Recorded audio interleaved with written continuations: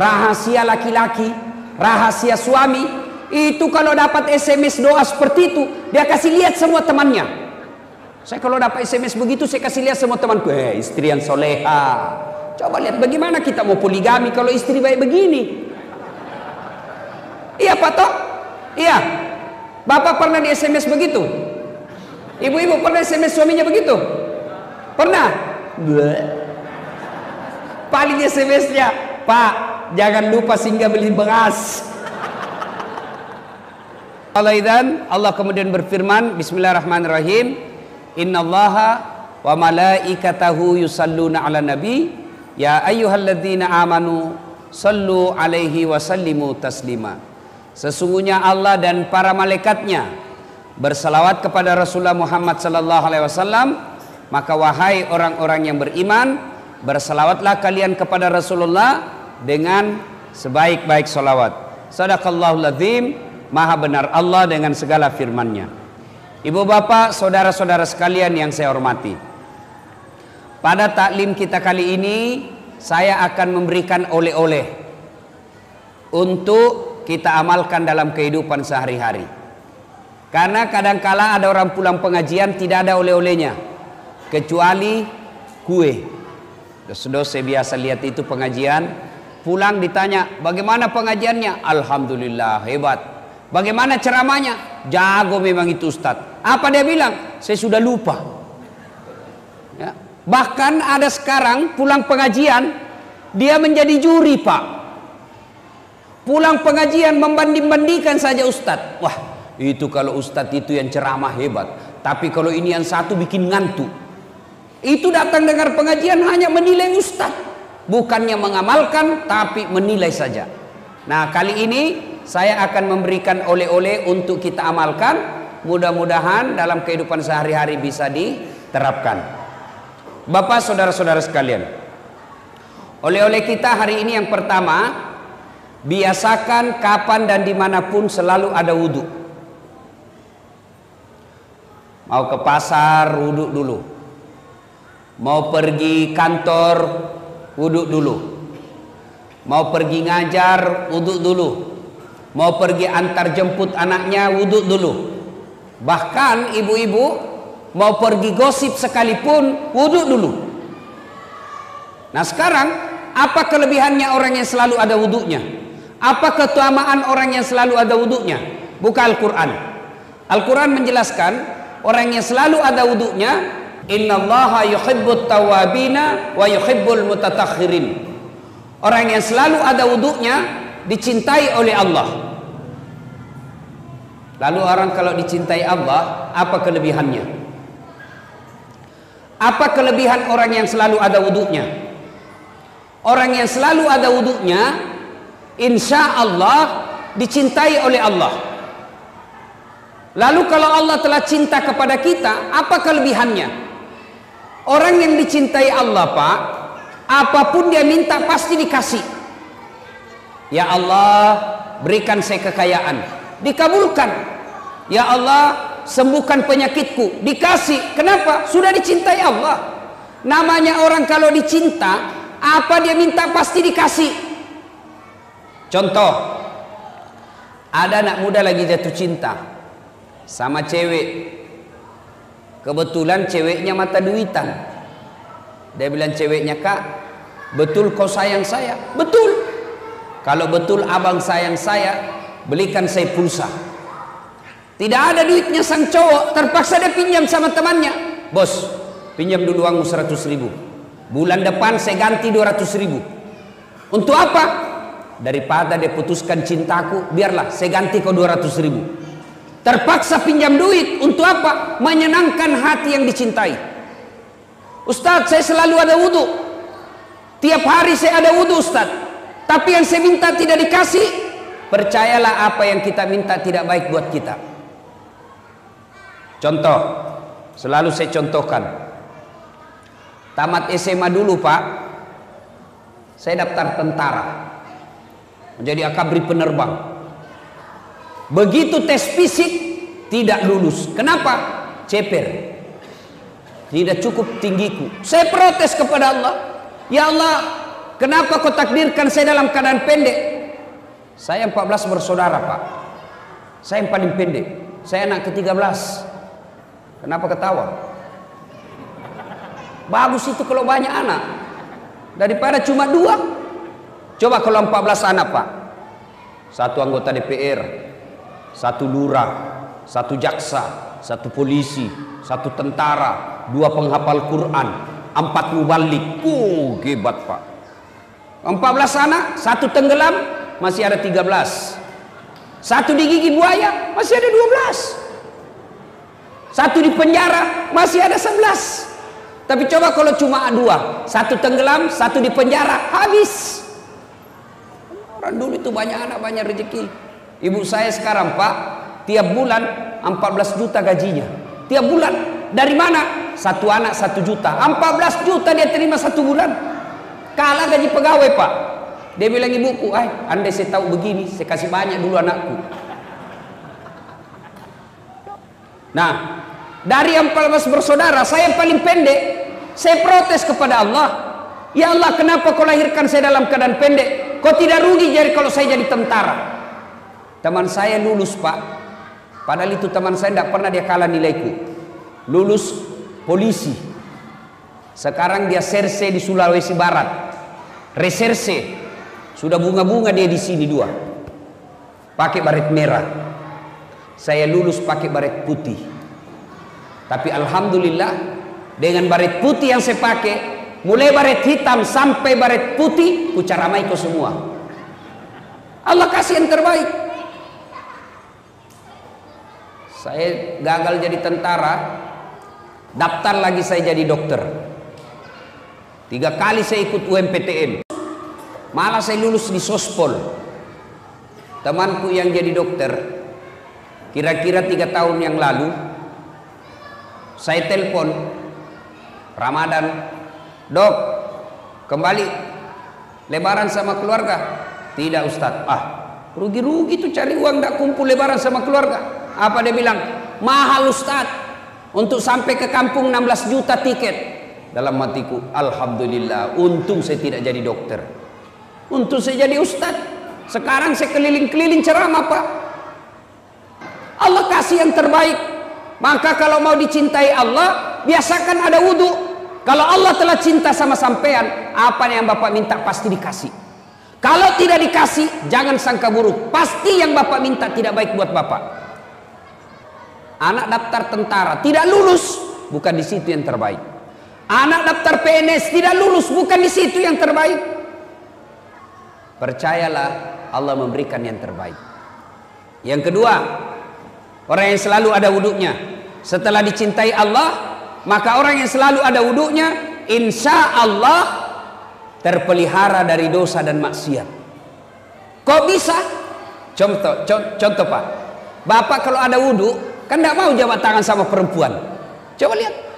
Jangankan sama orang lain, sama istri sendiri kita tidak mau itu.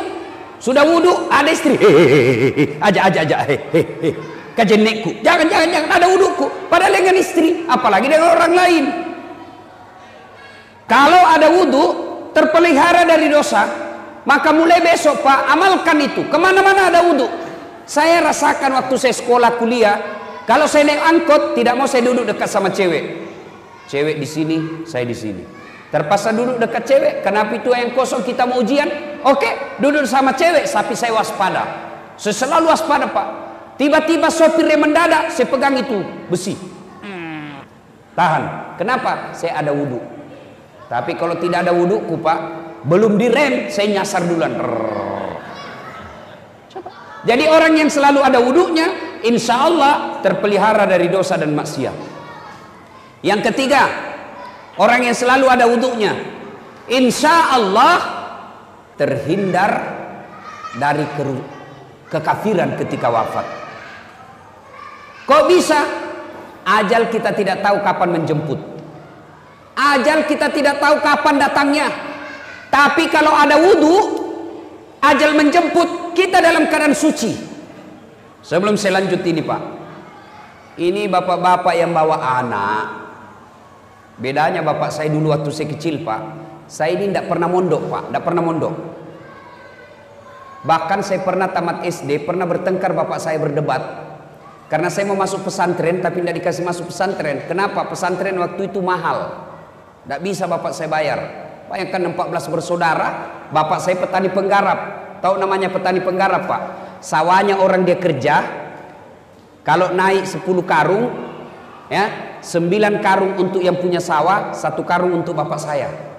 Itu namanya petani penggarap. Jadi waktu itu saya mau masuk pesantren, bapak saya tidak bisa. Kenapa? Waktu itu pesantren lebih mahal daripada sekolah umum. Tidak pernah mondok. Tapi bagaimana bapak saya kalau dia bawa saya ke masjid? Sudah kok, duduk kamu di sini, dengar itu ustaz ceramah. Maka saya dah tahu agama melalui masjid. Coba bapak-bapak bawa anaknya berkeliaran di sana.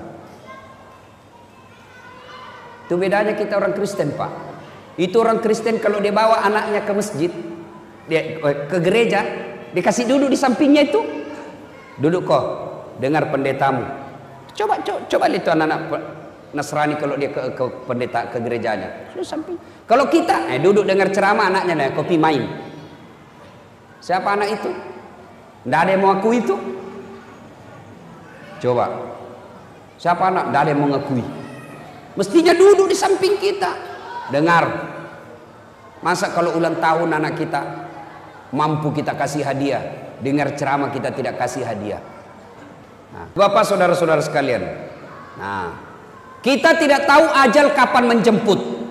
Tapi ketika ada wudhu, kita keluar rumah, tiba-tiba ajal menjemput. Di perjalanan kita ajal, di kantor ajal, ada wudhunya. Subhanallah, kita mati dalam keadaan suci, menjemput, menghadap kepada Allah, kita dalam keadaan suci karena ada wudhu. Yang keempat, keutamaan orang yang selalu ada wudhunya. Menurut Al-Quran, simahum fi wujuhihim min asaris sujud. Di muka mereka nanti di akhirat ada bekas sujud. Apa bekas sujud? Kata Nabi, mukanya bercahaya karena wudhunya.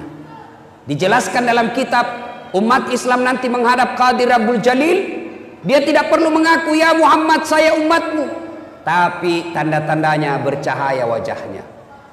Nanti umat Islam, Pak, mengeluarkan cahaya wajahnya sehingga ketika menghadap Allah tidak perlu lagi kita mengaku ya Muhammad saya umatmu, tapi otomatis ketahuan karena wajahnya berseri-seri akibat wudhu. Maka oleh-oleh kita yang pertama, biasakan ada wudhu.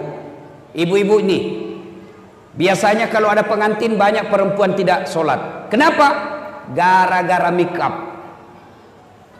Coba lihat perempuan kalau ada pengantin, Pak, itu kayak mukanya dikira tembok, kuning, biru, abu-abu, coklat, krem, merah. Tiba waktu sholat, tidak sholat itu. Gara-gara apa? Make up. Maka solusinya wudhu dulu, baru make up. Sudah itu tahan kentut. Biar sudah wudhu, kalau kentut batal. Dia bilang tidak keluar semua Ustaz, masih sedikit aja keluar. Biar sedikit batal. Satu, biasakan ada wudhu. Selalu ada wudhunya. Yang kedua, oleh-oleh kita hari ini, setelah selalu ada wudhunya, yang kedua, tiada hari tanpa sholat duha. Coba diamalkan.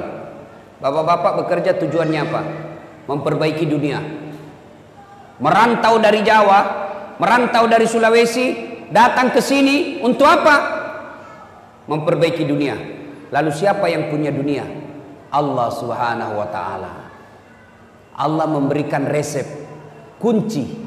Kalau mau sukses pekerjaanmu hari ini, maka biasakan sholat duha. Amalkan sholat duha.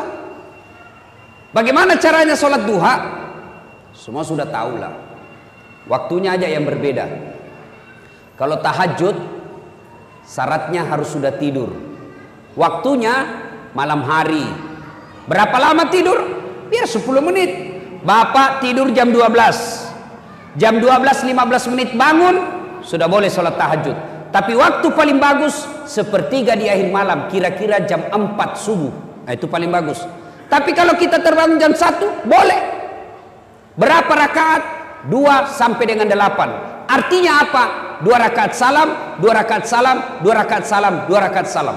Apa niatnya? Sudah. Sholat sunatal tahajud. Raka'ataini lillahi ta'ala, Allahu Akbar. Saya niat sholat sunnah tahajud, 2 rakaat sunnah hukumnya bagi saya lillahi ta'ala, Allahu Akbar. Itu kalau sholat tahajud. Kalau sholat duha, waktunya pagi hari. Jam berapa? Jam 7 kira-kira sampai menjelang duhur, ya kira-kira setengah 12. Berapa rakaat? 2 sampai dengan 8. Boleh 2, boleh 4, boleh 6, lebih bagus 8. Bagaimana niatnya? Ini yang selalu jadi pertanyaannya ibu majelis taklim. Apa niatnya? Niat itu tidak harus diucapkan, Pak. Niat itu tidak harus dilafazkan. Niat itu bahasa hati. Tanpa diucapkan Allah sudah tahu. Misal, Bapak wudhu, sudah ada dalam hati mau sholat duha, itulah niat. Tapi kalau mau diucapkan, boleh.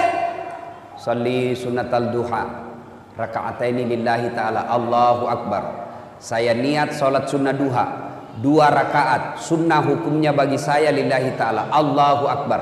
Sudah. Tidak hafal juga itu, ambil jalan pintas. Gimana caranya? Berdiri tegak, menghadap ke kiblat, baru bilang begini, Tuhan, sembahyang sunat duha ya, Allahu Akbar. Sudah. Yang ketawa, saya serius ini Pak. Sudah, 2 rakaat berikutnya ulang lagi, Tuhan, masih seperti yang tadi, Allahu Akbar. Sudah.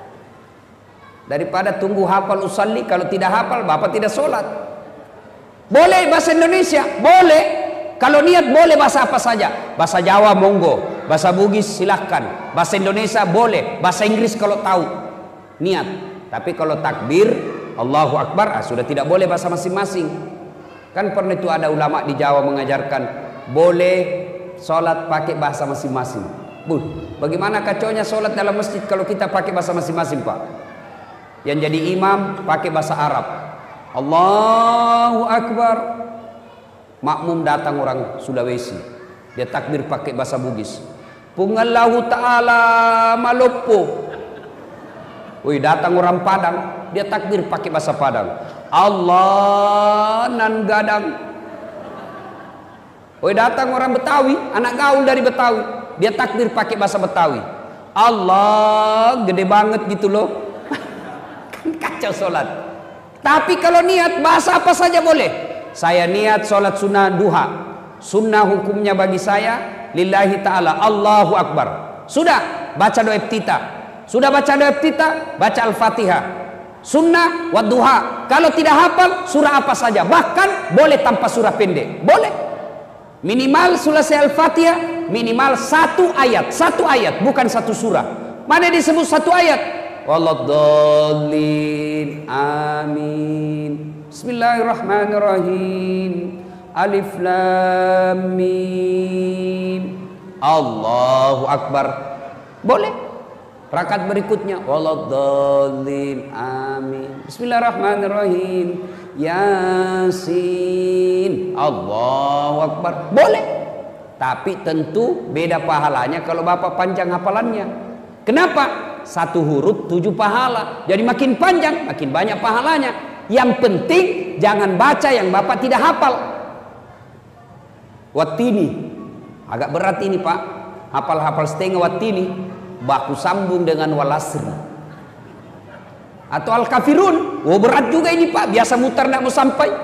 Wala antum abiduna ma abud wala ana abidu ma abattum wala antum abiduna ma abud wala ana abidu ma abad wala antum abid wala ana abid.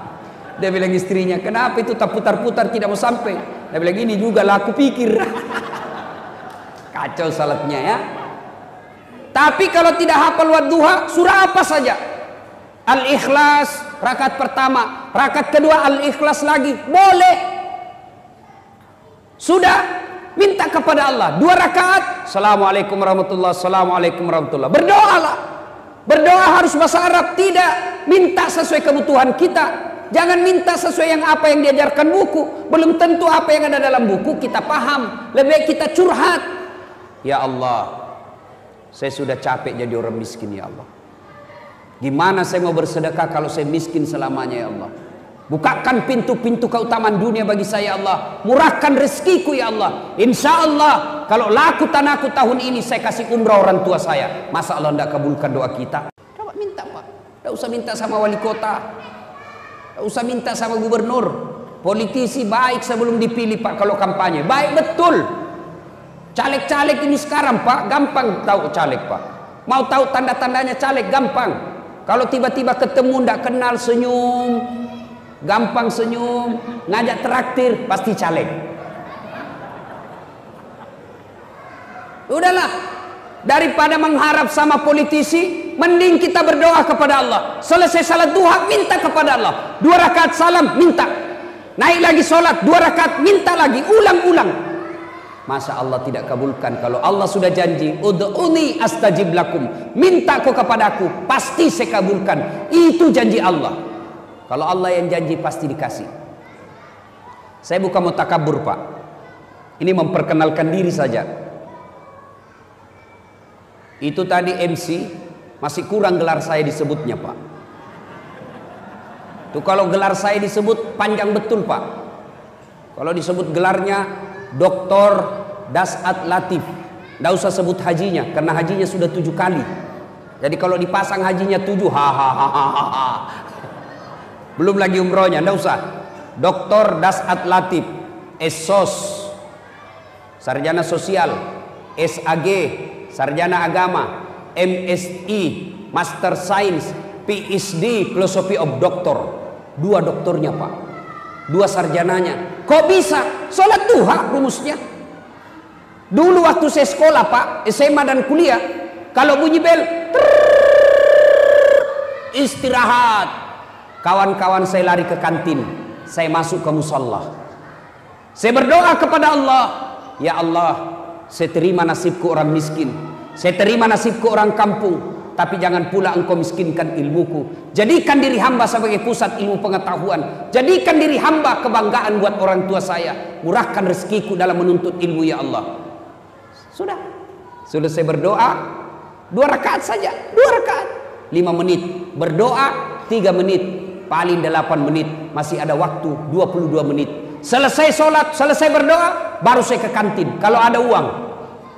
Kalau tidak ada uang, cari anak orang kaya yang beleng-beleng. Beleng-beleng itu kalau di Makassar dongo. Dongo itu kata Rocky Gerung dungu atau goblok. Karena anak-anak orang kaya rata-rata beleng-beleng. Dan saat ada PR, ada. Kerjakan dulu, gampang. Tapi belikan saya kue, barter.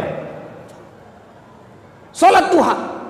Biasakan sholat duha. Kecil buat Allah kasih kita dunia. Apa susahnya Allah? Kasih dunia, sholat diperbaiki. Minta kepada Allah. Pak, saya pernah rasakan jadi cleaning service. Membersihkan toilet 4 travel terbesar di Makassar waktu itu, Jalan Mapanyuki. Saya bilang sama yang punya travel, tidak usah gaji saya, tapi kasih masuk namaku kalau ada undian umroh. Kasih masuk nama saya, tidak usah gaji. Sampai tutup itu kantor, tidak dapat saya Pak. Saya pernah menjadi pegawai catering, ngantar-ngantar nasi. Ya kalau catering mewah, ini catering abal-abal Pak. Jalan Harimau, lorong 77A, depan Masjid Baitul Aman. Situ ada catering, orang bau-bau, namanya Bapak Resa. Bapak Resa kasih kerja saya ngantar nasinya ke Jalan Sudirman. Semua bank-bank itu langganannya saya ngantar. Tidak usah gaji saya, kasih makan saya 2 bersaudara 1 hari, 2 kali saja, tidak usah kasih saya duit. Saya pernah menjadi loper koran, ngantar-ngantar koran, selesai sholat subuh pakai sepeda BMX, dicuri lagi sepedaku. Saya pernah keluar dari kelas belajar Pak, waktu itu saya kuliah. Saya keluar dari kelas, ada kawan saya, senior saya, tunjukin saya. Dasar, tidak malu-malu kau itu. Apa? Bajumu cakar terus. Tahu cakar? Baju bekas. Itu kalau di toko resmi 100.000 satu, ini 100.000 7 masih bisa ditawar. Saya tidak marah, saya cuma bilang, ya Allah, murahkan rezekiku, panjangkan umurku, supaya saya bisa berbuat baik sama ini orang. Saya pernah rasakan itu Pak. Naik mobil dari kampung saya di Pindrang, kurang lebih 200 km. Naik mobil sampai ke Makassar, 8 jam berdiri. Kenapa? Bayar setengah. Kalau bayar full waktu itu 6.000, saya cuma bayar 2.000. Berdirilah saya Pak. paling siksa kalau tengah malam ngantuk. Saya rasakan itu berkali-kali.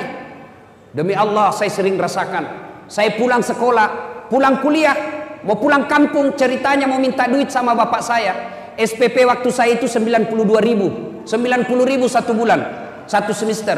Saya pulang kampung, begitu saya buka tutup nasi, nasinya saja mamaku dia cuma campur apa Pak? Garam, kasih minyak kelapa dengan kelapa muda, digabung-gabung itu garam, minyak kelapa dengan minyak dengan kelapa muda dicampur dengan nasi baru dimakan. Saya bilang sama adekku, ndak usah kau minta uang pembayaran. Kalau kau minta, bapak berpikir ibu stres belum tentu ada uangnya. Lebih baik kita senangkan perasaannya. Kenapa kau das? Tidak Pak, datang-datang saja. Padahal saya mau minta pembayaran, ndak jadi saya pulang. Saya sering rasakan jalan kaki. Tapi biiznillah, dengan izin Allah, tidak pernah lepas salat duha aku Pak. Saya pegang betul itu namanya salat duha untuk pintu dunia. Alhamdulillah. Kalau dulu saya menjadi pegawai catering, pegawai cleaning service supaya bisa umroh, alhamdulillah sekarang saya punya travel sendiri. Saya bisa umroh kapan saja saya mau. Bahkan mengumrohkan orang. Dengan izin Allah. Kalau dulu saya jalan kaki, alhamdulillah saya sudah punya mobil beberapa unit. Bahkan yang saya pakai sekarang Pak, belum cukup 5 di Makassar mobil seperti itu. Dengan izin Allah. Gimana rumusnya Ustaz? Sholat duha. Jadi bapak kalau mau baik anaknya, suruh sholat duha, pelihara dengan baik. Ibu-ibu, mau bantu suami cari nafkah? Mau ibu? Mau? Ibu ndak usah dagang kiri kanan, nanti difitnah orang. Begitu suaminya pergi, dia pergi juga. Gimana caranya? Tinggal sholat duha di rumah. Suami pergi, ibu sholat duha 8 rakaat saja, paling lama setengah jam. Kadang-kadang ada juga 2 rakaat cuma 1 menit. Allahu Akbar, Allahu Akbar, Allahu Akbar, Assalamualaikum. Amin. Sudah. Saya tanya, kenapa cepat sekali sholat duhamu? Saya sudah hafal Ustaz. Kalau soal hafal, kau bilang saja begini, Allahu Akbar. Tuhan, bacaannya sama kemarin. Assalamualaikum warahmatullahi. Sudah begitu saja. Sholat duha ibu. Selesai sholat duha, ibu menghadap kepada Allah. Salawat dulu supaya cepat doanya diijabah Allah. Ya Nabi salam alaika, ya Rasul salam. Salam alaika. Sambil ibu bayangkan suami cari nafkah, dorong-dorong gerobak. Sambil ibu bayangkan jual-jual bensin suaminya. Sambil ibu bayangkan lagi di sawah. Sambil ibu bayangkan lagi di pasar suaminya cari nafkah. Ibu salawat mengharapkan ridha Allah. Ya Nabi salam alaika, ya Rasul salam. Salam alaika, ya Habib salam alaika. Salawatullah alaika. Ini kalau saya di Sulawesi salawat begini semua jamaah ikut. Di sini dia lihat-lihati saya. Bingung juga saya ini. Dia kira saya barangkali nyanyi. Ya Nabi salam, ya Rasul salam. Salam alaika, ya Habib salam alaika. Salawatullah alaika. Ada juga sudah saya dengar tidak dihafal, dia cuma sudah baguslah itu. Pak, Ibu, sudah sholat duha, selawat, minta kepada Allah. Tidak harus bahasa Inggris, tidak harus bahasa Bugis, tidak harus bahasa Arab. Bahasa apa? Bahasa ibu. Apa bahasa ibu? Bahasa sehari-hari kita. Bahkan boleh berdoa pakai bahasa isyarat. Bahkan paling ringkas boleh berdoa begini, ya Allah, Engkau sudah tahu apa yang ku mau, kabulkan ya Allah. Selesai. Paling ringkas itu. Puang, musen niaga melo alena. Paling gampang itu. Ya Allah, kasih saya yang saya mau ya Allah. Saya tidak tahu menyusun kata-kata ya Allah, tapi Engkau tahu apa yang ku mau. Kabulkan cepat ya Allah. Selesai. Daripada bahasa Arab tidak ditahu artinya, bingung malaikat. Amin ya. Dia bilang, malaikat apa maksudnya ini ibu? Mau minta rezeki, dia disuruh kawin lagi suaminya. Silakan minta kepada Allah. Doa selesai sholat duha, dengar baik-baik bu. Bahasa Indonesia. Ya Allah, jika rezeki suami saya masih di atas langit, turunkan. Jika masih dalam tanah, munculkan. Jika masih jauh, dekatkan. Jika masih sedikit, cukupkan. Dan yang lebih penting ya Allah, berkahkan. Coba. Selesai sholat duha, selesai berdoa, SMS suaminya. Pak, jangan menghalalkan segala cara. Jangan putus asa. Baru saja Bapak saya doakan dalam sholat duhaku. Insya Allah Bapak dapat rezeki hari ini. Masya Allah. Kita sebagai suami, bu, dengar baik-baik bu. Ini rahasia laki-laki. Dengar baik-baik bu. Jangan kasih tahu yang tidak datang pengajian. Rahasia laki-laki, rahasia suami. Itu kalau dapat SMS doa seperti itu, dia kasih lihat semua temannya. Saya kalau dapat SMS begitu, saya kasih lihat semua temanku. Istri yang soleha. Coba lihat bagaimana kita mau poligami kalau istri baik begini. Iya Pak Tok? Iya. Bapak pernah di SMS begitu? Ibu-ibu pernah SMS suaminya begitu? Pernah? Paling SMS-nya, Pak, jangan lupa singgah beli beras. Pak, jangan lupa singgah beli telur. Padahal tentara suaminya singgah beli telur. SMS lah suaminya sekali-kali dengan doa. Bagaimana suami tidak mau cari ganti kalau ibu tidak pernah sholat duha? Suami tiba-tiba ada berita, bu, SMS temannya ibu, bu, saya lihat suaminya bonceng cewek, gelisah. Maka istri yang baik, dia bangun atau dia sholat duha, sholat hajat, minta pertolongan kepada Allah. Ya Allah, Engkau yang mengatur rasa cinta dalam hati suamiku. Palingkan hati suami saya, bikin dia pusing kepalanya kalau dia tidak lihat saya 2 jam. Pulang lagi tiap 2 jam, pulang lagi, pulang lagi. Ya ibu, sholat duha. Pak, punya anak SMA, SMP, ajari sholat duha. Bapak harus tahu jam berapa istirahatnya. Istirahat anak, telepon dia Pak. Nah, sudah sholat duha? Belum Pak? Tutup ya. Sholat dulu nak ya. Sebentar Bapak telepon lagi. 10 menit kemudian telepon lagi. Jangan berhenti sebelum dia bilang sudah. Sudah. Kewajiban Bapak mengawasi anak sudah bagus. Coba, bagaimana anaknya mau sholat duha, bapaknya aja tidak. Coba jangan remeh itu sholat Pak. Kecil buat Allah kasih Bapak. Apa susahnya Allah kasih yang kita mau? Kalau Allah yang mau kecil ini dunia, gimana caranya? Perbaiki sholat. Saya kasih logika sederhana. Ada enggak manusia tidak punya masalah Pak? Ada? Kira-kira ada di sini tidak punya masalah? Kalau saya lihat dari sana sampai sana dan di belakang, semua muka-muka penuh masalah. Cicilan belum lunas, mau punya anak, mau tambah istri. Masalahnya mau tambah istri. Tapi ibu juga jangan salahkan kalau suami mau nambah. Bagaimana kita tidak mau nambah Pak? Nabi jelaskan, wanita yang baik itu adalah yang menyenangkan hati ketika dipandang suaminya. Bapak di rumah menyenangkan hati tidak istri kalau dipandang? Menjengkelkan. Mau tidur rasa 3 hari tidak dicuci dia pakai. Kelihatan tali BH. Bego, robek-robek dasternya. Tidak sikat gigi masuk kamar. Nonton TV angkat kakinya. Makan kacang. Pegang sinetron. Nonton film India. Sudah itu dia bandingkan suaminya sama Sahrul Khan. Wah, terlalu tinggi tembakannya. Gendut. Malas masak. Menguap aja kerjanya. Kita nonton cewek-cewek cantik di sinetron, kita lihat istri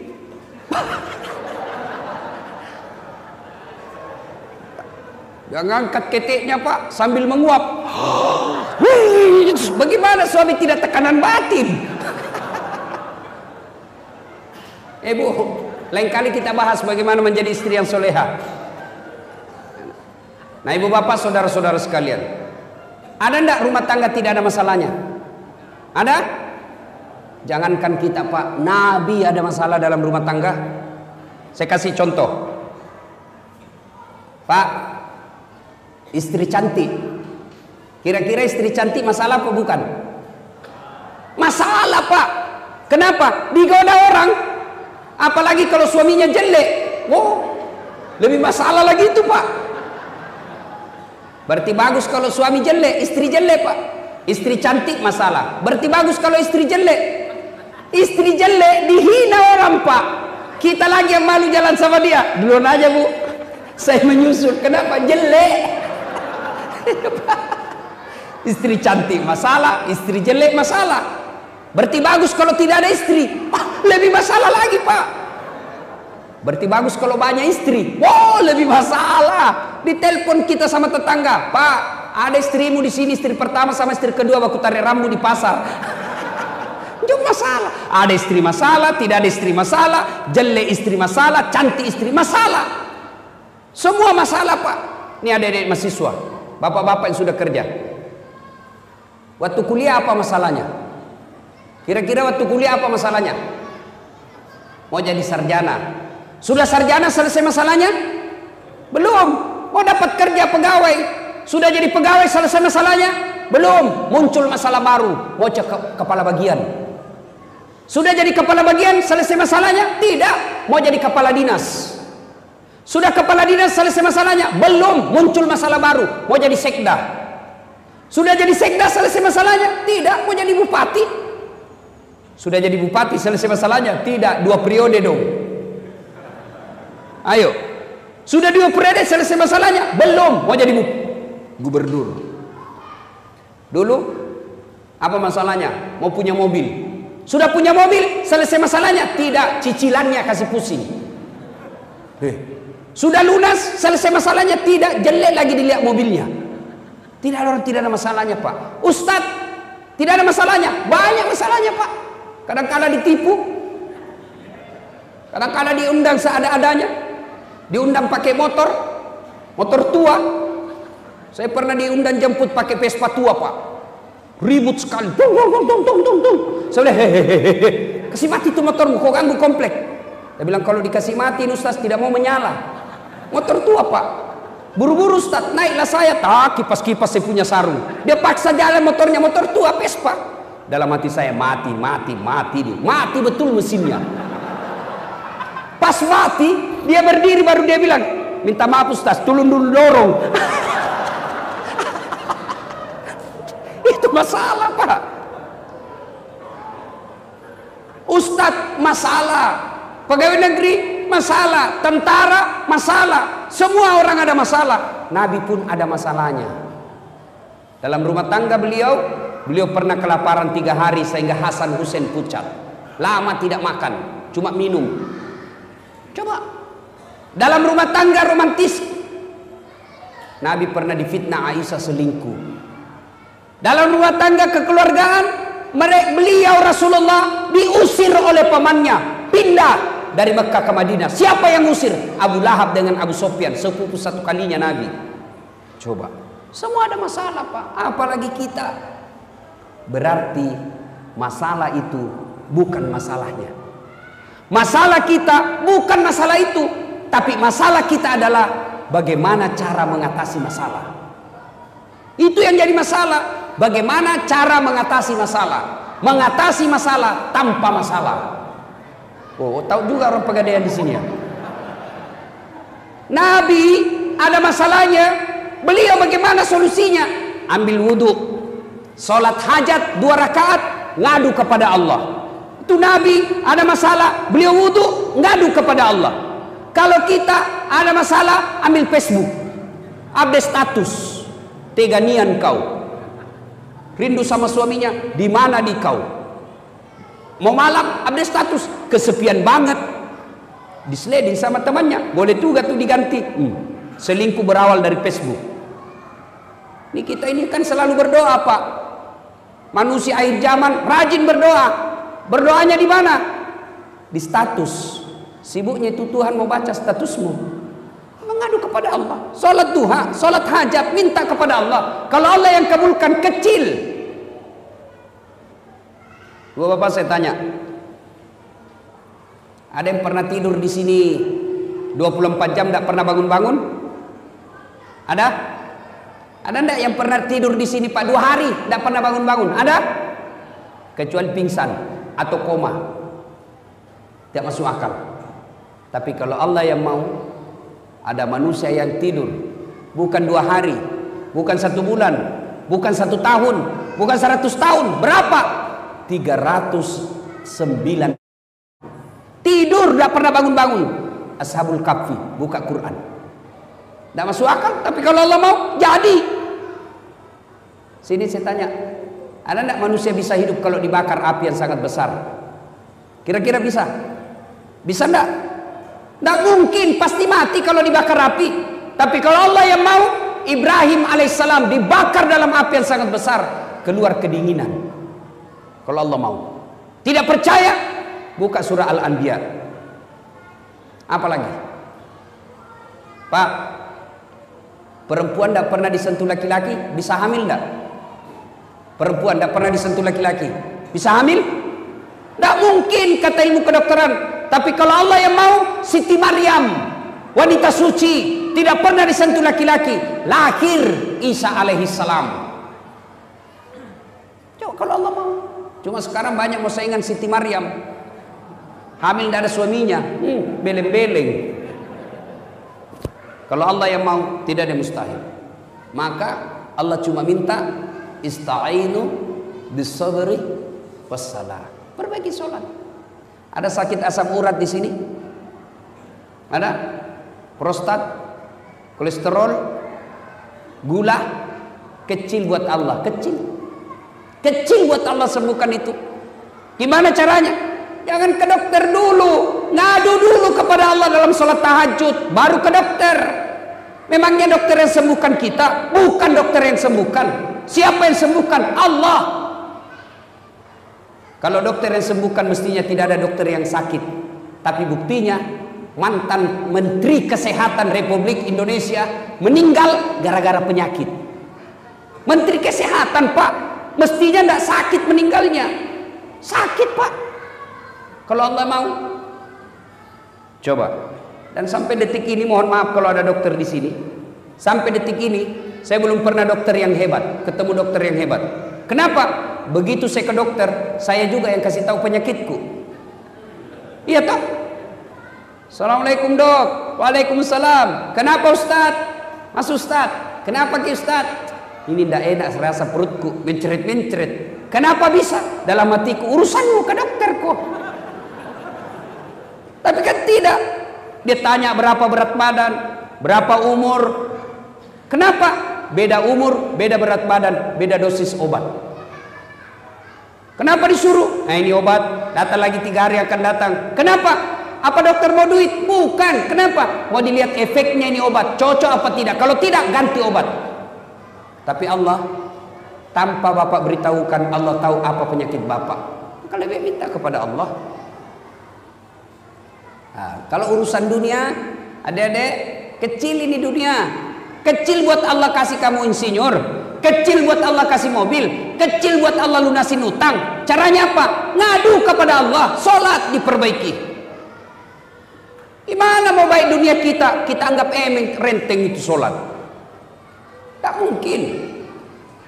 Jadi rumusnya perbaiki sholat.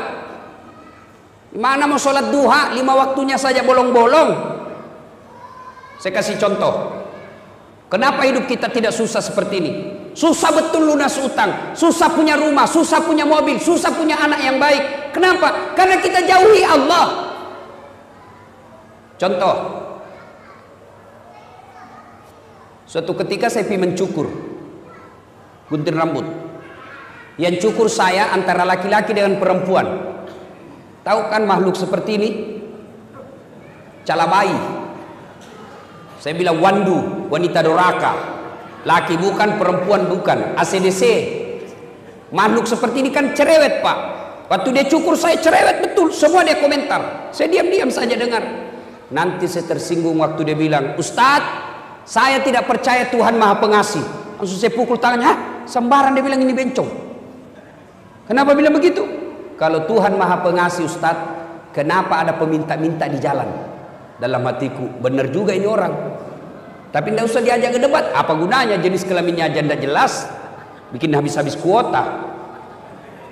Keluarlah saya. Pas saya keluar ketemu orang gondrong. Tahu gondrong kan? Saya panggil, ini jawabannya. Saya panggil itu gondrong, sini dulu. Kau ikut sama saya kasih kau 50. Ikutlah dia. Saya kembali ke salon itu. Assalamualaikum. Waalaikumsalam. Kenapa lagi Ustaz? Sini dulu, Deng. Saya tidak percaya ada tukang cukur di sini. Sembarang Ustaz bilang, itu barusan kayak syukur kau. Saya tidak percaya ada tukang cukur. Kalau ada tukang cukur di sini, kenapa ada di gondrong? Begitulah kita, Pak. Dia bilang ini tukang cukur. Dia gondrong karena dia tidak datang. Coba kalau datang, saya gondol Ustaz. Gimana kita tidak punya masalah? Kita tidak pernah datang kepada Allah. Kita berdoa, ya Allah perbaiki hidupku, ya Allah muliakan usiaku, ya Allah persempurnakan hidupku, ya Allah angkat derajatku, ya Allah muliakan bisnisku. Allah jawab, oke, sini kau kalau mau, hayya alal falah, sini saya kasih kau kemenangan. Tapi apa jawaban kita? Tunggu. Pantas hidup kita susah, Tuhan disuruh menunggu. Makanya Bapak perbaiki sholat, biar dia tidak insinyur. Kalau baik sholatnya aman dunianya Pak. Tapi kalau tidak beres sholatnya, tinggi sekolahnya, kurang ajar. Coba lihat anak-anak sekarang Pak, sopan sama cowoknya.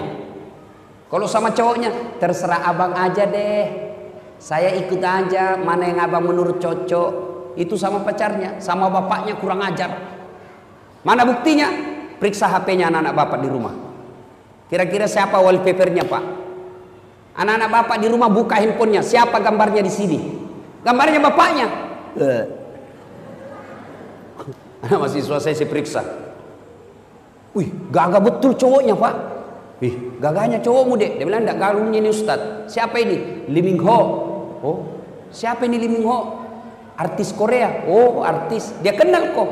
Tidak Ustaz. Pernah kau di SMS? Tidak. Pernah kau dikirimi pulsa? Tidak. Bodoh. Ganti itu.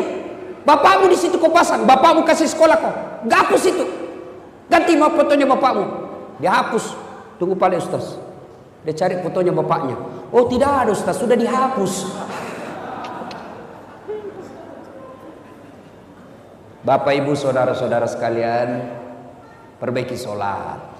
5 waktu cukup, sempurnakan dengan sholat duha. Ini oleh-oleh yang kedua, perbaiki sholat. Yang ketiga, tiada hari tanpa bertaubat. Taubat itu apa berkaitan dengan dosa? Tidak. Kalau taubat hanya berkaitan dosa, maka Nabi tidak usah bertobat. Nabi tidak perlu istighfar. Kenapa? Nabi tidak punya dosa. Bahkan dijamin oleh Allah, ya Muhammad, kalau ada dosamu, aku telah ampuni dosa-dosamu. Tapi apakah Nabi tidak pernah istighfar? Sekali beliau duduk, 100 kali istighfar. Astagfirullahaladzim. La ilaha illa anta subhanaka inni kuntu minadz dzalimin. Satu ketika Imam Ahmad tahu Pak, muridnya Imam Syafi'i. Imam Syafi'i mengajarkan kunut, Imam Ahmad tidak. Suatu ketika Imam Ahmad bercerita, saya tidak tahu kenapa saya rindu sekali mau ke Basrah. Tinggal di Baghdad, ibu kota Irak, tapi mau sekali ke Basrah. Ibaratnya tinggal di Jakarta, rindu dengan mau ke Bogor. Padahal di Bogor tidak ada keluarganya, tidak ada sahabatnya. Imam Ahmad berkata, saya tak tahu kenapa saya rindu betul mau ke Bogor, mau ke Basrah. Akhirnya menjawab kerinduannya Imam Ahmad safar. Dia jalan, musafir ke Basrah. Sampai di Basrah, Imam Ahmad malam selesai sholat Isya, ngantuk capek, mau tidur di masjid. Dilihat sama marbot, penjaga masjid. Kata marbot, Syekh, tal, pergi. Dia tidak tahu siapa ini diusir. Karena waktu itu belum ada foto. orang umumnya tahu namanya tapi tidak kenal wajahnya. Tahu Imam Ahmad tapi tidak kenal wajahnya. Ya saya keluar, tidak boleh tidur dalam masjid. Ini juga panitia masjid, Pak. Jangan larang orang tidur dalam masjid. Siapa tahu gara-gara dia tidur di masjid dapat hidayah. Yang dilarang dalam masjid itu bukan tidur. Yang dilarang apa? Ngiler.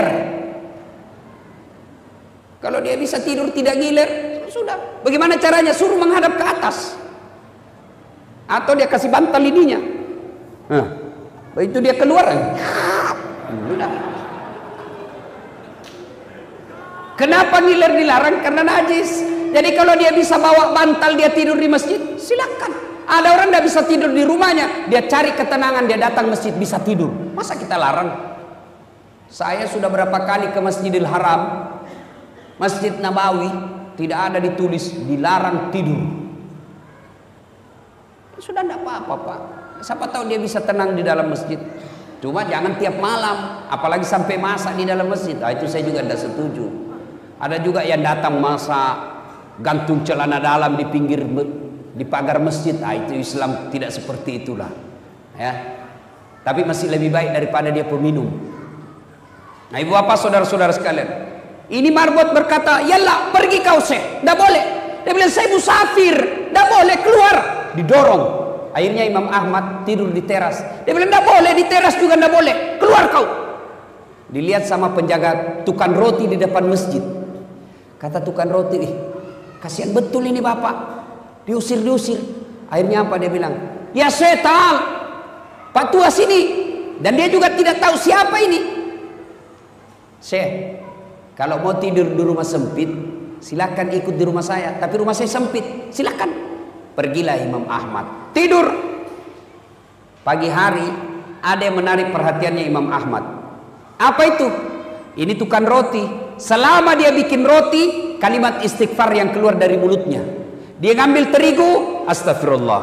Dia kasih air, astagfirullah. Dia ulek-ulek, astagfirullah, astagfirullah, astagfirullah. Dia iris-iris, astagfirullah, astagfirullah, astagfirullah. Dia panasi, astagfirullah. Imam Ahmad berpikir, wih, hebat ini, banyaknya istighfarnya satu kali kue. Dia datangi tuh orang tua pembikin kue. "Pak, Bapak sudah lama begini." "Ya, alhamdulillah sudah lebih 30 tahun." "Apa yang Bapak dapat dengan kalimat istighfar?" Dengar jawabannya, Pak. "Alhamdulillah, sepertinya semua keinginan saya Allah kabulkan. Apa yang saya minta Allah kasih." Dia ingat ini penjual roti. Ada satu yang belum aku dapat. Apa? Semenjak saya tahu, saya selalu berdoa, "Ya Allah, jangan mati saya, jangan kau cabut rohku sebelum ketemu Imam Ahmad." Ternyata Imam Ahmad lah yang ada di depannya.